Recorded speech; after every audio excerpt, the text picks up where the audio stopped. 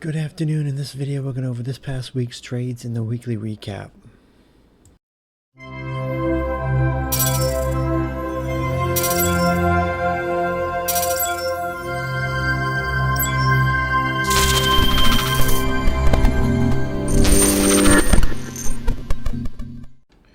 Before I get into the recap, if you're not in the room, you can find the link in the description of the video and in my bio section of social media accounts. Also, please like the video, subscribe to the channel if you haven't done so already. This is going to be an interesting recap because I normally go off my Twitter feed about the plays. I think I only posted one day out of the week. I've just had a very, very busy week. I haven't had a chance to post anything at the end of the day. So hopefully I'll try to get back to that next week. It definitely makes my life a lot easier when doing the recaps, but I'll try to get through it and kind of guess where they went to. I don't know. I'll try to be realistic about it like I always am. I always try to keep it real for you guys and honest and transparent. So with that said, this was a short week. President's Day, the market was closed Monday. So we had Tuesday, Wednesday, and Thursday, Friday. So 4 days. And of course, a short week. I did not do well this week. I had 13 trades, 9 wins and 4 losses for a win rate of 69.23%. Definitely not a good week. Just short weeks. I don't know what it is. I think the last short week I had 100% that week. I think I'm not 100% sure, but I believe it was. But traditionally, if you've been following me for the last few years, short weeks, it's just I don't do well. I don't know what it is, but anyways, let's just get to it. The 18th, let's get the right day up here first of all. The 18th is right here. Let's back it up. Let's get the pre-market. Okay, gapped up Sunday, got a little bit of a head and shoulders right here. You can see the left, the head, and the right shoulder right here. The neckline is probably kind of slanted, but I mean you could have just gone right off the 611 area too. So yeah, that's why it says SPY puts on the 611. That to me that seems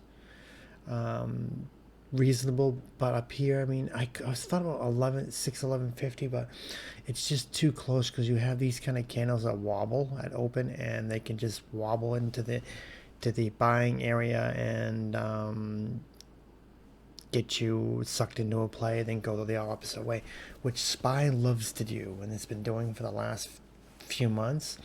Is I'll look at an area and I'll say, okay, if it gets below or above such and such area, I'll take it, and it will literally jump at that area by a penny or two, just enough to trigger a trade, I should say, and it just goes the other way. It's just been so crazy. It's so maddening. I don't know. It's very irritating. So I'm gonna ramble a little bit, so bear with me. So the first play was Tesla on Monday, not SPX. Normally I like to wait out the first half an hour on the first trading day of the week. Notice I said first trading day of the week, not Monday, because sometimes it's not always Monday. This is the 18th right here. I took Tesla puts under, actually I took Tesla puts at 947, which is right here. I took the 350 puts at 570. So if I had to guess, I probably took it underneath the 355 area. And I took it for a loss. I got out at $5. So I'm gonna assume, because you see right here it bounced up. You see this is the first 2-minute candle. See this area right here, this is where it opened on the second candle. It probably jumped down just enough to get under 355, then boosted up, because you see this long wick. It come up here, and I think I stopped out, so, and then it dropped down. So yeah, they ended up going green, I think. Just not a very good trade. This is something I expected of SPY. This is typically what you see out of SPY: a large opening candle and a bunch of inside candles, and finally it, if it didn't go green here, it definitely did over here. So it is what it is. I stopped out. I probably would have done the same thing, after, especially after seeing the chart. I mean, this is just, chop is just gonna eat it up. But it's Tesla. You're playing a weekly. You're not playing day of expiration. Like you're on SPX, but theta will just destroy you.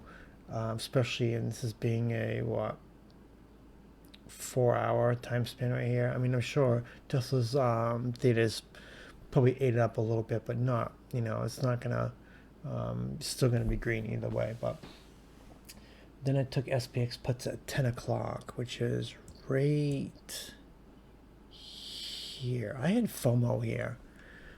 See, this is what I was talking about right here, 611. This is why I didn't take it. This is the opening candle. When I called it pre-market, it was up here, so I didn't want to call the 611.50. And right before the market opened, 10 minutes before the market opened, it dumped and it already went underneath 611. So I was like, okay. I waited out the half an hour, and you can see the wick here and the wick here, like they're at the same area, right at the 610 area. So, and as soon as it broke 610, I grabbed puts. I had a little bit of FOMO right here. So to me, I probably should have waited for a green candle. I didn't. But seeing the two wicks right here and making new lower day, definitely took it. So I did take the 6100 puts at 520, and if I had to guess, it went from 520 to probably $7. If I had to guess, I don't know what I get out at. I got out at $6, 610. So yeah, I got it what, at 520. Yeah. So yeah, they probably went to $6 or $7. They went to $7 if I had to guess. So then I took calls at 11:48, which is right, no, not right there, right here, 11:48.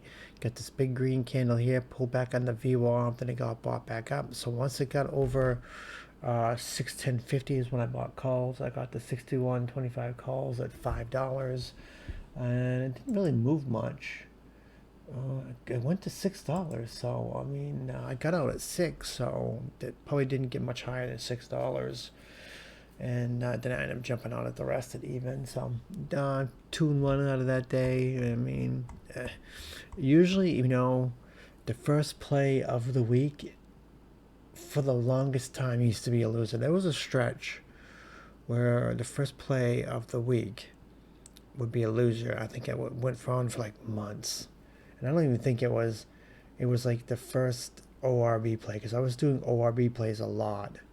And I would get faked out on the first 10-minute ORB play of the week. So that's when I started developing the rule, wait out the first half an hour. And as you can see right here, this is what I'm talking about. This is exactly what I'm talking about. SPY does this opening candle. It dips under new lower day right here just to get you in and just chops and pops. This is the bullshit that SPY does that I really cannot stand, and it does it all the time. And this is why you need to adjust to the market conditions. And when I kept taking losses on the first play of the day, or first play of the week, I started sitting out the first half an hour. Then you'd have this mess. Even if you sat out the first half an hour, you could have got sucked into a long play right here or a short play right here. They literally toyed with both sides. They trapped in the longs here by breaking new higher day, and they trapped in the puts here for making new lower day. Then it just pops. So when it does stuff like this, the best thing to do is to wait for a candle to close outside of the opening range candle and see. I think it didn't really close, or if I did, it was like a penny or two.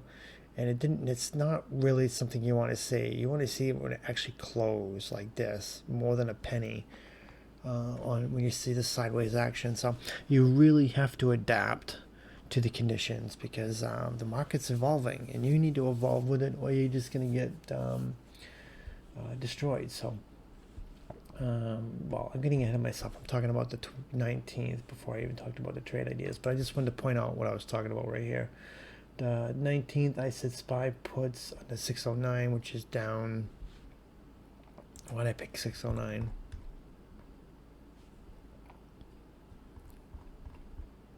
Oh, that's because it was down here, this area, this round number. But it didn't do that, so let's see what I ended up doing. on 19th was FOMC. That was a crazy day. But anyways,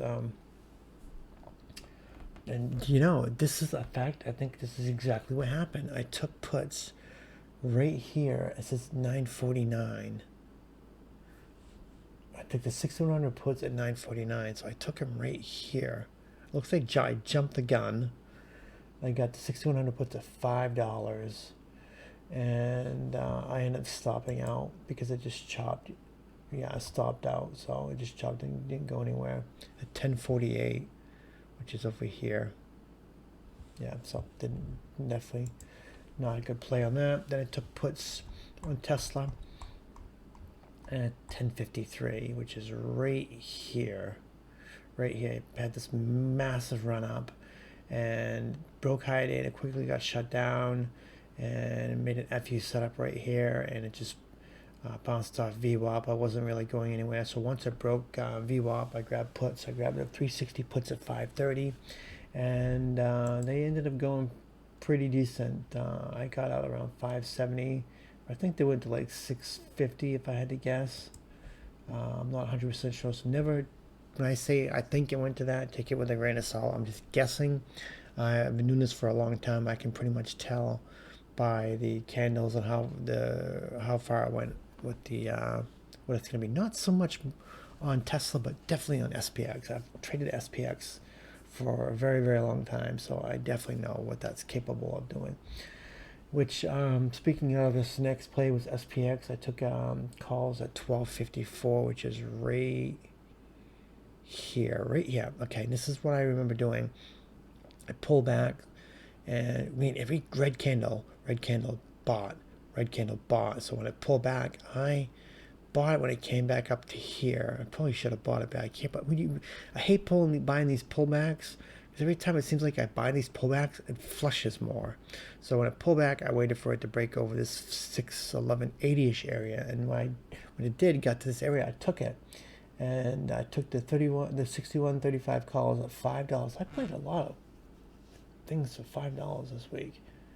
Huh, interesting. But anyways, and this is what I'm talking about. It got over that area just enough to tag the area to get me in by a penny or two.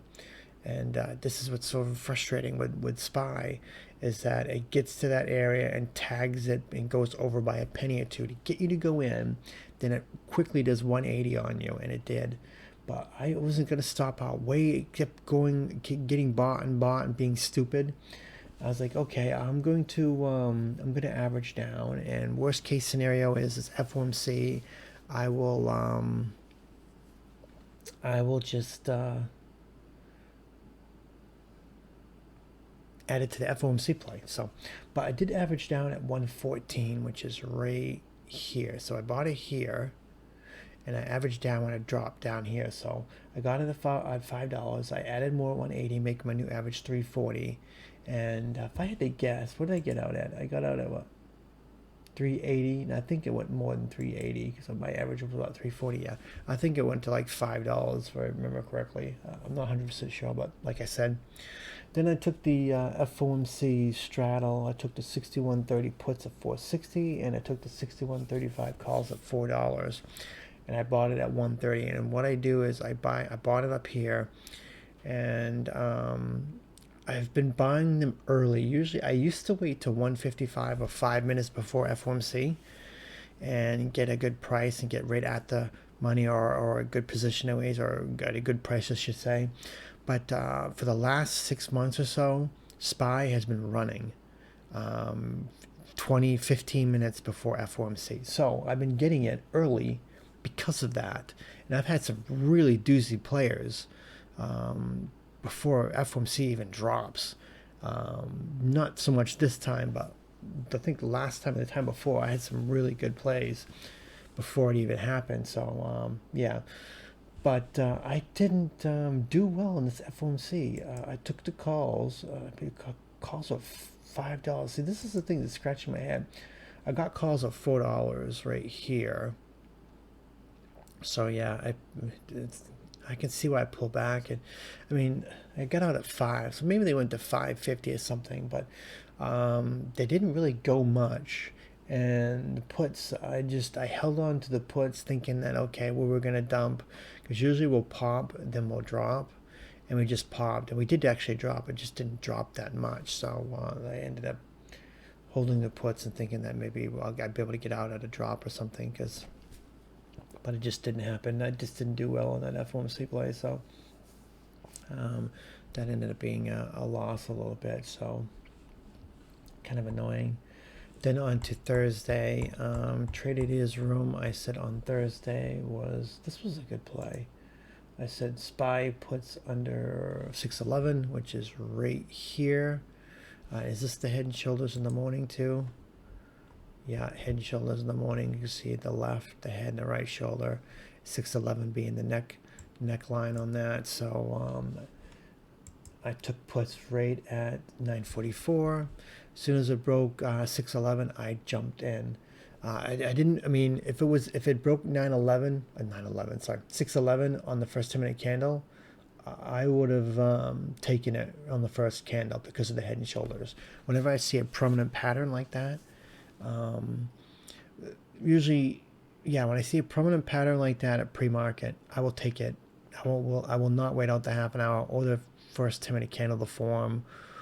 If we have and the other scenario is if we have a massive gap up or a massive gap down, I will take it right then and there too, because when those opening candles come, they're usually really, really large. This one wasn't so much, but I think the last one we had a major gap down, and right when the market opened, we had a big pop. And so those are the few scenarios where I'll just take it right at the get-go and open. Even if it's a Monday, or a Tuesday, the first trading day of the week, I will take it regardless. Maybe a little sketched out by it, but I will take it. So, but yeah, as soon as it broke 611, I took the puts. I took the 61.15 puts at 550, and I think this thing went like to like $30. Not 100% sure, but I think it definitely went to 2025, but I think it went to 30. We were talking about it in the room. That was just a crazy. I was not expecting that level of a dump. Maybe to 610.50, maybe 610, but I was not expecting that kind of a dump. That was very, very surprising, and yeah, that was something I wasn't expecting. But then I took puts again at 1051, which is right here, right when it broke below 607.75, the bodies of these candles. You got the bodies here, went up to VWAP, came back down. As soon as it broke this area, that's when I grabbed puts. I grabbed the 60-70 puts at 490, and if I had to guess, they probably went to $7 right there. So that ended up being a pretty good play. Ended up being a double bottom, but it didn't break lower day. This is why I love doing these kind of plays, because if I went and grabbed puts near lower day and bought, and I still do. I shouldn't say used to. I used to buy right before the break of a lower day or higher day of a breakout or breakdown, because when they break, they'd get a lot of steam and they would just rip through it, and you'd end up chasing the price $2 or $3 on top of what you would have had if you bought it right before the break. But the downside of it is if you get in right before the break, it can trap you and trick you and kind of make you take a loss. So I've gotten burnt doing that. But what I love seeing is these big long wicks right here, and technically the bottom's down here. So if you buy the bodies instead of the wicks on these long wick candles, is that you're less likely to get into a double bottom or a double top scenario if you end up taking advantage of these long wicks. So that does end up working in your favor when you do stuff like that. So the double bottoms and double tops or triple bottoms can end up being traps. So got to be very careful of that, and that's why I do love these kind of plays right here.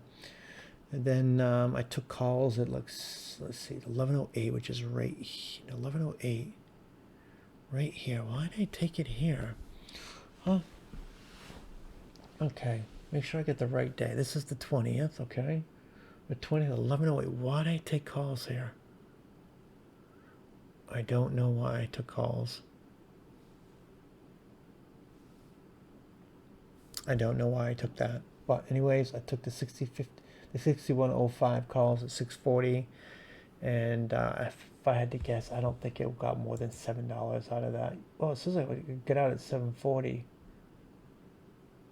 At 10:10, 11:10. So yeah, I must have. Where did I end up buying it? I bought it what? 11:08, which was this candle. But why?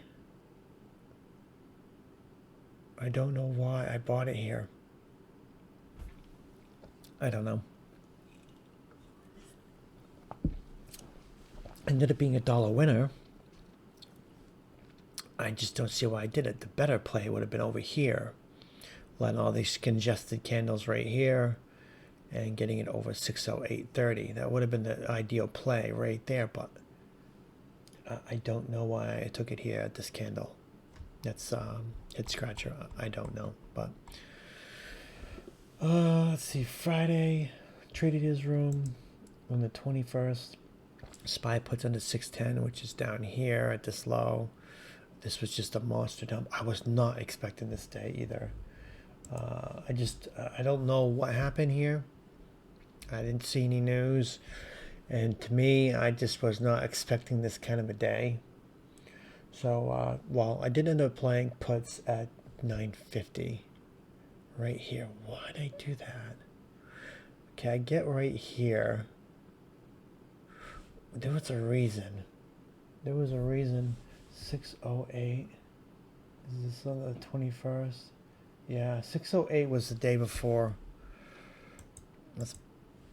Yeah, 608 right here. Yeah, that's what I was looking at. But no, I was not looking at that. Let's blow it up a little more. I took it in this candle right here, 959. Why would I don't understand why I took that. I get why if I took it down here. I don't know. I honestly don't know. But yeah, I took it in this candle right here and it ended up being a good play. I took the 60/80 puts at $5. What is it? Oh my god, all the plays this week were $5. That is so bizarre. Even the next play I'm going to cover is $5. And I averaged down at $5. Wow, $5 was that was a lucky number for the week. Holy crap. But anyways, yeah, I bought the 60/80 puts at $5 right here.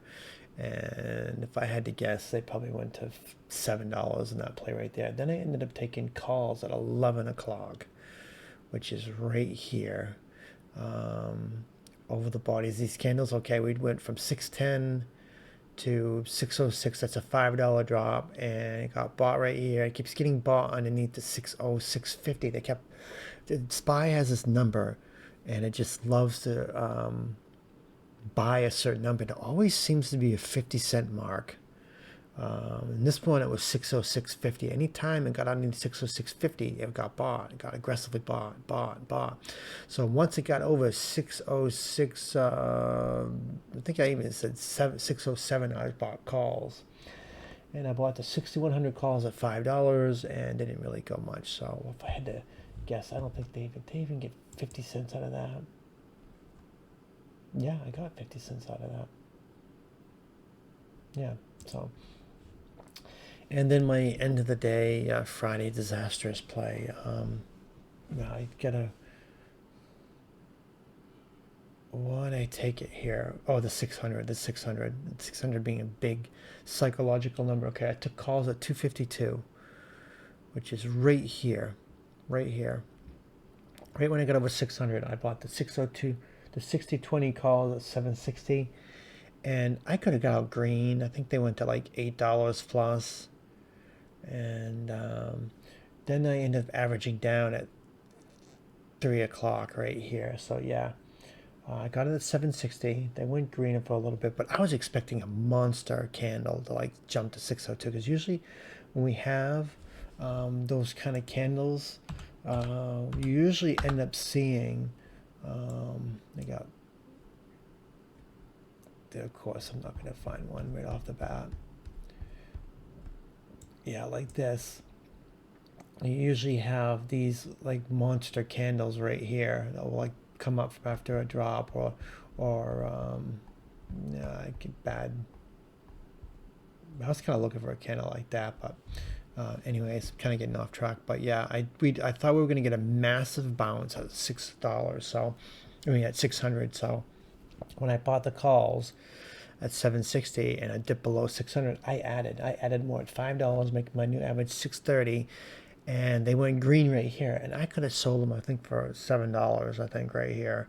I didn't. I held looking for a bigger pop, and it bit me, and it dropped. I just can't believe. And I closed it. I mean, look at this. I closed it exactly. If you look at this number right here, this is closed right there. I closed exactly 600. That's just crazy. But yeah, I mean, the algo should have jumped in, and we should have had a monster end of the day SPY bounce, but we just didn't have it. I'm just trying to see if we had another day where